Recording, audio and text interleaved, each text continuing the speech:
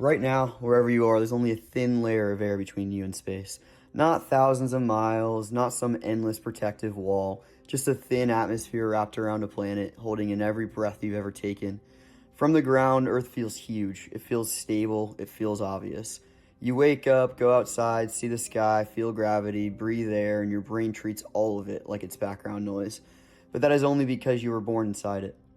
If you could step far enough away and look back, Earth would not look normal. It would look fragile. A blue sphere floating in darkness, surrounded by almost nothing, carrying every forest, every ocean, every city, every animal, every memory, and every person who's ever lived. That's the strange thing about Earth. The most impossible place we know is also the place we are most used to, and that might be why we forget what it actually is. Most planets aren't like this. Some are frozen, some are scorched, some are crushed under violent atmospheres. Some have no surface you could stand on. Some are dead rock moving silently around dead stars. Most places don't have weather that waters forests instead of tearing the planet apart. Most places do not have soil, oceans, insects, birds, music, language, fire, hospitals, cities, or someone standing out at night wondering what all of this means. That sounds dramatic, but it is not really drama. It is just the default state of the universe. Space is mostly empty, most of it is cold, most of it is violent, and almost all of it is completely indifferent to life. Earth is the exception we mistake for the rule, and part of the reason it feels normal is because everything here works quietly. Gravity does not announce itself, it just holds the ocean down. The atmosphere does not ask for attention, it just sits above us, trapping enough warmth, blocking enough radiation, and giving us something to breathe. The magnetic field is invisible, but it helps shield the planet from charged particles from the sun.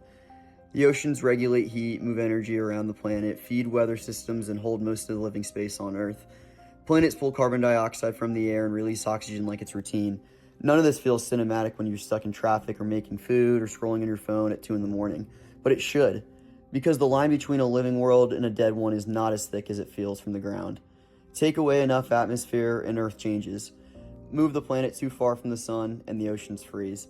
Move it too close and the oceans boil. Change the chemistry, lose the water, shift enough of the balance, and the place that feels permanent starts to look a lot more temporary. That doesn't mean Earth is about to disappear tomorrow. It means the comfort we feel here is not automatic. It is a balance, and we are living inside of it. What makes this even stranger is that Earth did not begin as a calm blue planet made for humans. Early Earth was a lot different. The surface was unstable, the atmosphere was different, impacts were common, volcanoes reshaped the lands. Oceans formed, disappeared, changed, and formed again. Life, when it finally appeared, did not start with forests and animals as people looking at stars. It started small, microscopic, fragile. For billions of years, life was not building cities or writing songs or asking philosophical questions. It was surviving. And survival was the furthest thing from guaranteed. Earth has gone through mass extinctions, climate shifts, asteroid impacts, ice ages, volcanic disasters, and long stretches of time where life could have taken a very different path. The story of life on Earth is not a smooth climb towards us. It is a chain of accidents, adaptations, collapses, recoveries, and narrow openings. Again and again, the world changed, and again, something survived. That's the part people miss when they talk about life like it was inevitable. It may not have been. There is no rule that says a planet with oceans has to produce intelligence. There's no rule that says life has to become aware of itself. There's no rule that says evolution has to lead to something capable of looking up and realizing it lives on a planet. For most of Earth's history, there were no humans, no roads, no lights, no names, no stories, no one to call the ocean beautiful, no one to be afraid of death, no one to look at the moon and feel anything at all. Then, very late in the timeline, humans appeared.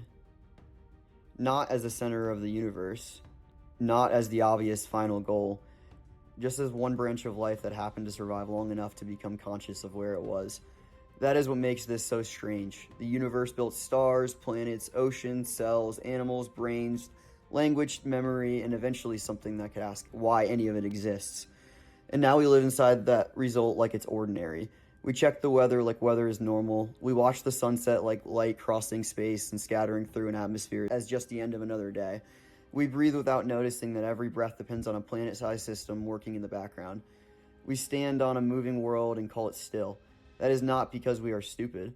It is because the human brain is built to normalize things. If something is around you every day, your brain starts filtering it out. The sky becomes normal, the ocean becomes normal, your own heartbeat becomes normal. Even being alive becomes normal. That ability helps us function. If you were fully amazed by existence every second, you would never get anything done. You would just stand around in a grocery store staring at fruit like you've discovered alien technology, which honestly would be understandable. But that problem is the filter can become too strong. You can start treating rare things like they are guaranteed. You can treat your body like it's just transportation. You can treat the people around you like background characters.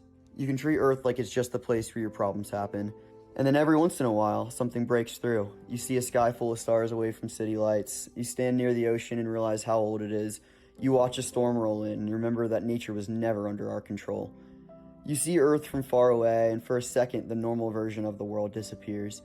You remember that this is not just land and water. It is a life support system in space, and every second you've ever known is inside of it. That perspective does not solve every problem. It does not make life easy. It does not erase grief, stress, bills, illness, fear, or the daily weight of just being a person. But it does change the scale. Because the fact that life is hard does not make it less rare. The fact that people suffer does not make existence meaningless. If anything, the temporary nature of it is part of why it matters. Every person alive right now is here during a tiny window of time. Before us, billions of years passed without our names, our thoughts, our memories, or our problems. After us, the universe is just going to continue.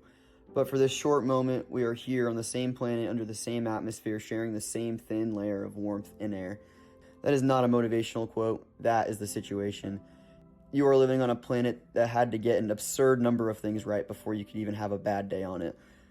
A star had to form, a planet had to settle into the right range, water had to remain, chemistry had to become biology. Life had to survive catastrophe after catastrophe. Your ancestors had to live long enough to pass the chain forward, and every ordinary movement that you've ever had sits on top of that entire history. That doesn't mean you have to be happy all the time. It doesn't mean you need to walk around pretending everything is beautiful. Some days are brutal, and that's just the honest truth. Some seasons of life are ugly. Some things happen that no amount of perspective can make easy. A perspective can keep you from mistaking difficulty for insignificance. You can be tired and still be rare. You can be overwhelmed and still be part of something enormous. You can feel small without being meaningless. Because maybe the point was never that Earth makes us important.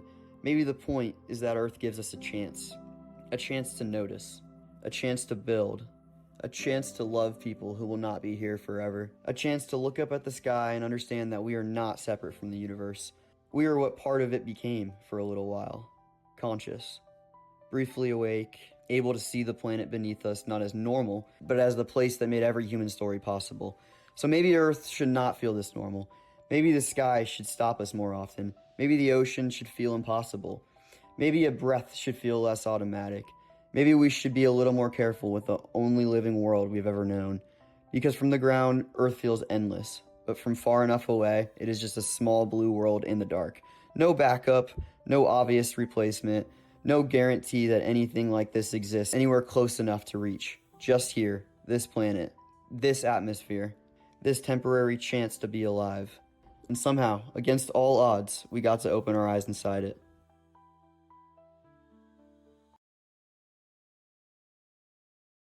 Thanks for watching. This is the first real video I've made for Against All Odds, and the goal is to tell stories about Earth, space, survival, and the moments that remind us how rare all of this reality is. If that's something you want to see more of, subscribe. I'll see you in the next one.